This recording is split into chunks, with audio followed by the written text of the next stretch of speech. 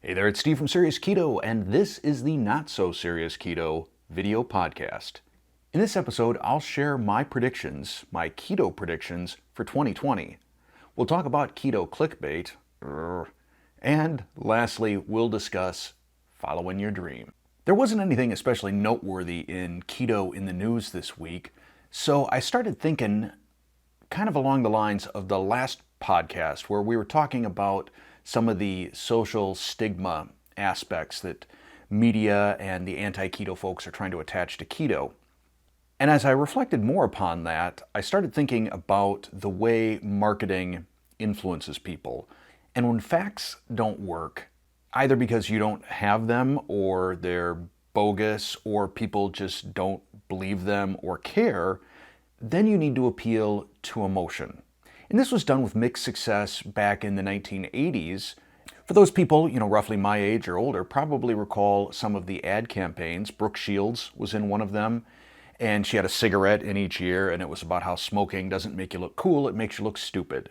Then there was another print ad with a woman covered in tar, and it said, if smoking did to you on the outside what it does to you on the inside, maybe you'd quit, or something to that effect. So I see the anti-keto folks, and with the help of the media, kind of going after keto that way, creating that social stigma around keto. Because they're not winning on the health argument. I mean, all of us that are doing keto, we are walking, talking, living proof of the success of this lifestyle. Which is why then every article you see talks about keto flu, which is easily avoidable. Keto breath, which honestly, I don't know that I've experienced, but if you do, I find that a chlorophyll tablet once a day works wonders. I did this back when I did Atkins about 20 years ago. Keto crotch, who even knows what this is all about? Then you've got the article from a week or two ago on the whole failing a breathalyzer because you're on keto. So, start putting fear in people that maybe if you get pulled over because you have a tail light out and you get breathalyzed, now you're going to get a DUI. So before I give you my predictions for the next things that I expect to see associated with keto, the reason I'm doing this is I want to go on record because you always have those things that wind up occurring and you're like, oh man, I totally knew that was going to happen. I should have spoke up. I think we all have that friend who tells us that, oh yeah, they had the idea for Uber or Airbnb 15 years ago. They just never pursued it. So I don't want to be that. I don't want to come back in August or something and say, oh man, I wish I would have brought that up in a podcast. So here it is. First, I expect to see at some point keto rage become a thing. There will be some tragedy, whether it's somebody, beating up his spouse or a mass shooting or, something horrible. The media or anti-keto folks will find out that this particular person was on keto and somehow associate the fact that they're eating meat to being more aggressive, to being violent, and it's like roid rage, keto rage. The next keto prediction is that somehow they will say that keto causes impotence. So they already sort of targeted women with the whole keto crotch thing, now target the guys. And I don't know how they're going to make the actual scientific argument. I'm sure it's going to be something silly like they tested it on mice or something. But I see that as being a possibility. And then I predict some sort of fluffy news story around summer about how difficult it is to do keto during the summer, during picnics and barbecues and such like. I imagine it going something like this. So you'll have your newscaster out in the field. The ketogenic diet, or keto as it's called by its practitioners, is the latest diet fad. Its proponents include former porn star Jenna Jameson and that one guy from that show that's been canceled. Besides the many side effects of the keto diet, including keto breath, keto crotch, keto DUI, keto impotence, keto rage, it's also especially difficult to maintain as you limit yourself to virtually 0 carbohydrates per day. And that becomes especially difficult in the summer as people try to navigate through company picnics, family barbecues, and neighborhood get-togethers. On the keto diet, you need to avoid such heart-healthy options as French fries, pasta salad, beer, wine coolers, and even that bun on your burger. Then you'll get that person that they interview, here's Gina. Tell me, Gina, what is it like being on keto during the summer? Well, Steve, it's very hard. I mean, here I am without a hamburger bun. I feel like I'm an outcast. An outcast. So there you have it. If you don't want to be an outcast, perhaps consider the standard American diet. Back to the studio. So that was my little role play as a newscaster. And while it may seem like I was just being silly there, I wouldn't be at all surprised if we see a news story like that at some point in the next couple months. When I started Serious Keto, one of the things that I promised myself is that I would never speak ill of another keto channel. This promise was triggered by some behavior that I had seen from a channel that I really liked, who then did a parody making fun of a number of other keto channels that felt kind of mean-spirited to me and just sort of uncool, because I think we already have enough people attacking keto from the outside that we shouldn't be attacking each other on the inside. That said, I'm willing to call out some behavior without talking about specific channels. And the behavior that's really kind of been getting to me lately is all of this keto clickbait. Now I know clickbait is sort of a way of life out on YouTube, and some of it I think is good, legitimate clickbait. If there's a solid story and a good payoff, a good punchline at the end, then I'm all for clickbait. You got my attention and now I'm watching. So you see the dude who was 500 pounds and he got down to 180 pounds or something like that. The person that taught themselves some sort of skill, whether it's, guitar, singing, whatever that thing is, over the course of a year. To me, those things are kind of cool. But what isn't cool are really long videos that there's no payoff. And the video title itself is misleading. I've seen a lot of these lately, and a lot of them have to do with keto foods. The keto-friendly sweetener that could end your life. The shocking truth about almond flour. Things like that. They use the word shocking a lot, and they usually put it in that sort of 1940s horror movie sort of font. Shocking. And one popped up for me the other day on the Aldi's zero-carb Lovin' Fresh, I believe it's called, bread. They don't have it at my Aldi's yet. They say soon, and I'm looking forward to trying this stuff. But this particular video that I saw a couple of days ago, it had the headline, I think it was Aldi's zero-carb bread, the shocking blood test results. Shocking!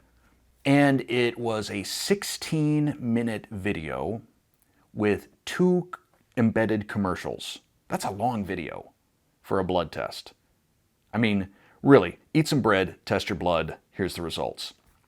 But this was 16 minutes long with 2 commercials. And the results were not shocking.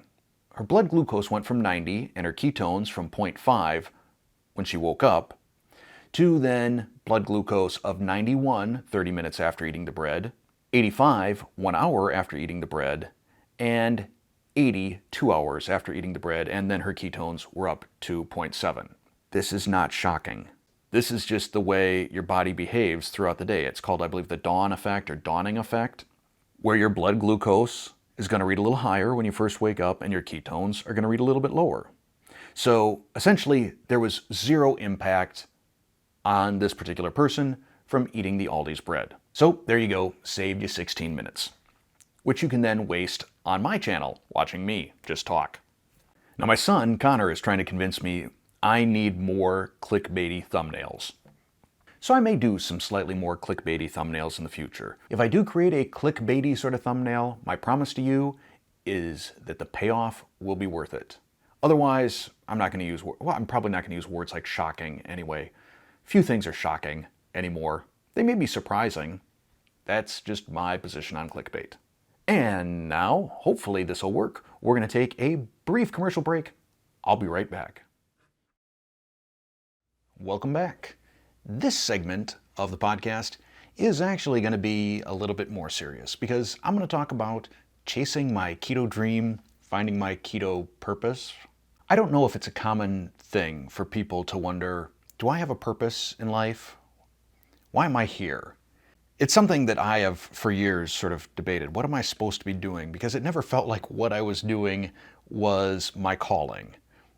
And as depressing as this sounds, there was a point in my life where I thought maybe my purpose is just to die young and leave some money to my kids so that they could have sort of a financial head start that I didn't when I was their age.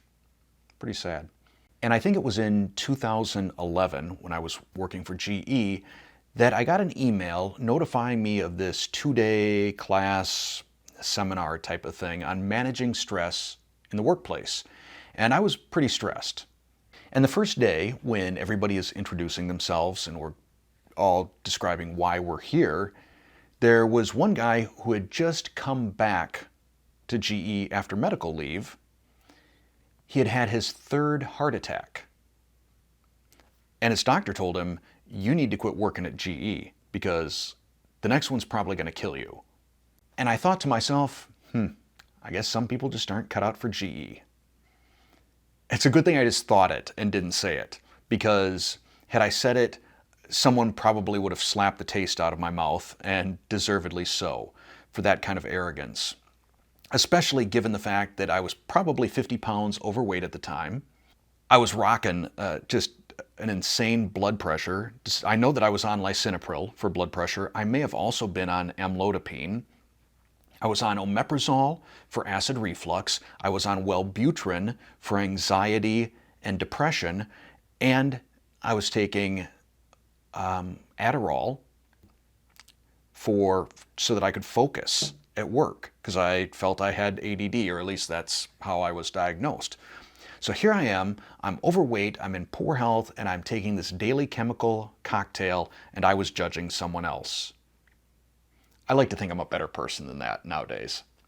But as we went through this class, a lot of it had to do with breathing exercises and meditation and mindfulness. And on the second day, we paired off and did an exercise on trying to determine what is your purpose, what is your dream. And I've always loved cooking. Ever since a child, I've loved cooking.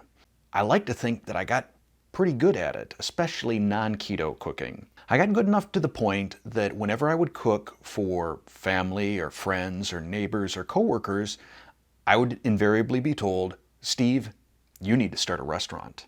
But I've read the book The Making of a Chef by Michael Ruhlman, and I know what goes into restaurants, and no, not interested in that. But I felt that cooking was part of it. I love to teach. That was my job. I was a corporate trainer. So was there a way to marry cooking and teaching? This became my mission, to figure this out during that afternoon in that class. And I got the notion that maybe through my wife, who's a surgical nurse, I might be able to connect with some doctors and offer something sort of like catering, but kind of helping plan a meal for a party. I don't know. I didn't know exactly how it was going to crystallize. But then the class ended and I went back to my cubicle and became a corporate drone again. And kind of forgot about the dream. Now I'm not going to regurgitate all the stuff that's in my transformation video, how I got laid off and all the kind of unpleasant circumstances that occurred to me in 2018. But during that period, I read the book The Alchemist by Paulo Coelho. And this book is sort of a fairy tale / fable of a young man, a shepherd boy in Spain, who goes off in search of his purpose or his dream. He doesn't know what it is. And originally I had it on Audible. It's narrated by Jeremy Irons, who does the voice of Scar in the first Lion King. Amazing narration, just fantastic. But there are so many good lines in this book that I had to buy the hardcover. In the book, there are characters and situations that represent what you will go through as you chase your dream or try and find out what your purpose is. Some of these are situations and people that support you. Some are things that test your resolve or try and stop you. And towards the end of the book, it gets a little bit fantastical for me, but there's enough of a really good message in it that I enjoyed it immensely. I've read it twice. It's one of a handful of books that I would recommend almost to anyone. I'll link to it down below. And there was one line in the book that especially resonated with me. And that line is, "Some people would rather talk about their dreams than chase them." I think that's the line. If not, I'm close. And I realized that I had spent a lot of time talking about my dream but never chasing it. And that led to dipping my toe into YouTube with Serious Keto and making some videos sort of for fun. It was really a hobby, but it didn't take long before this hobby was consuming 40, 50 hours per week of my time without really any compensation for it. It's only recently that the channel has started to make a little bit of money, but not enough to pay the bills and the mortgage and put food on the table. I think what most people would love is to do something for a living that they really, really enjoy. It doesn't feel like work because they love doing what they're doing. And to me, I thought maybe Serious Keto could be this. I have so much fun, for the most part, doing Serious Keto. And I absolutely love the community that is formed around Serious Keto. So many of you, I know your names from the comments, and I feel like we're friends. And that's a great, great feeling. And I thought, wow, if I could just make a living on this, how happy would I be? Not get rich, not looking to get rich, but be able to pay the bills, make the same sort of money that I used to make.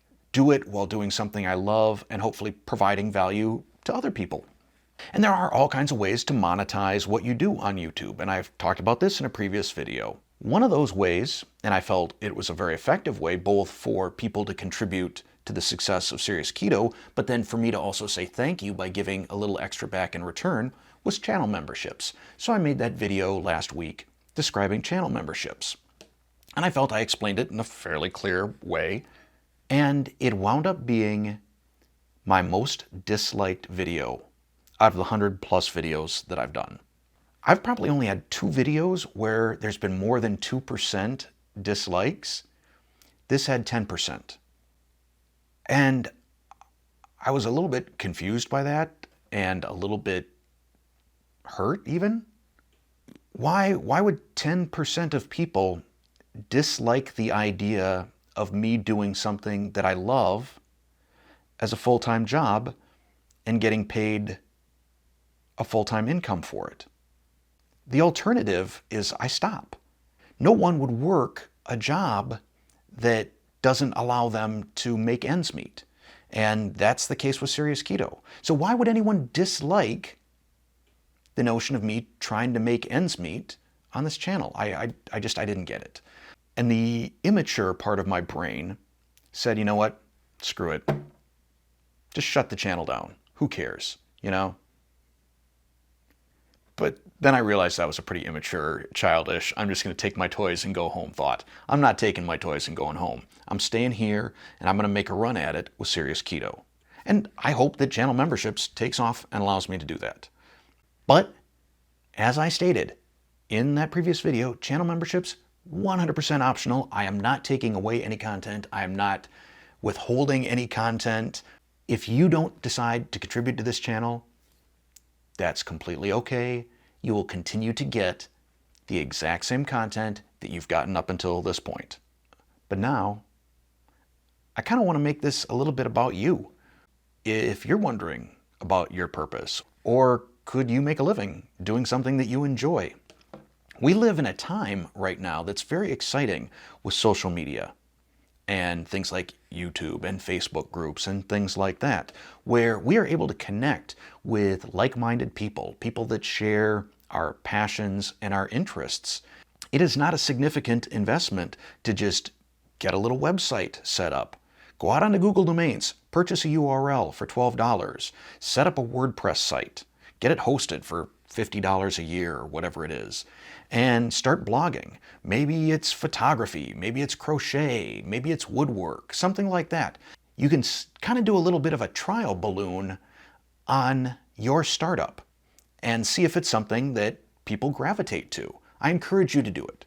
And then, in the spirit of the Serious Keto community, let's start filling up those comments down there. I'd like to know, what are your 2020 keto in the media predictions, as well as are there any keto type videos that you especially dislike, so I can make sure I don't do them, unless it's channel membership or video podcast, because yeah, those are still going to happen.